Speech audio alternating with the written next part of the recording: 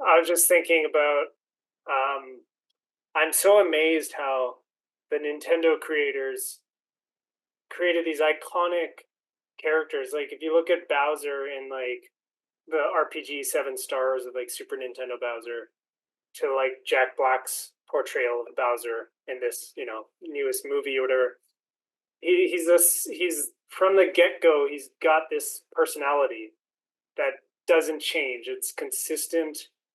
Bowser had his silly jokes and kind of just being the Lord of Evil, but kind of a joke for the whole thing. And it's like right off the bat, and it's not just him, but it's the Mario's like appearance and Peach's, and there's little variations, but really from the get go, they created all these things, a Mushroom Kingdom, all these things, and they just kept it the same forever. Right.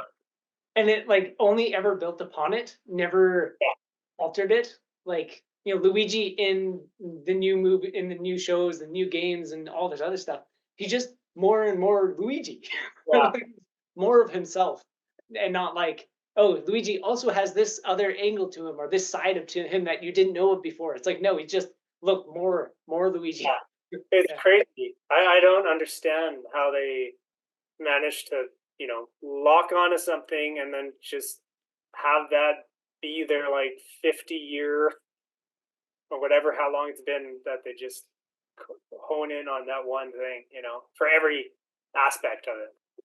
It's nuts. well, a lot of it definitely is kind of the uh, de- determination or like discipline of just making sure that they don't veer off course. And Yeah, then a lot of it too is like, obviously, make Mario, and it's like they don't know 50 years from now it's going to be there, but he's designed with that in mind. Of like, he was marketed and made this thing that we're never going to have Mario in a game that isn't Mario themed, and if there's going to be a thing, he's going to be on the face of it, and he's going to be like this all the time, and like just the marketing was there, the genius behind it was there, and yeah. then Well, that's what I'm yeah, talking about. Really, is that the marketing and the genius of choosing that idea and yeah, then just never winning veer off course. Yeah. winning with it. Well, even with things like novel writings and stuff, uh, the main things that throw readers of the books is like this, the inconsistencies, or something that's slightly off, or like a character does something that that's that's not what they would have done, or something. Yeah. Even I still remember when you were reading Name of the Wind, and you were talking about how this one scene quote did something, and you were like, Colt didn't do that. This seems out of character. And then you find out later why he did that thing. And it's like, that makes sense. Like when you can get a character that well, Yeah, and the thing that throws people out of stories is when the characters are off. And like you can't find a picture of Luigi in a Nintendo franchise thing where he's not that.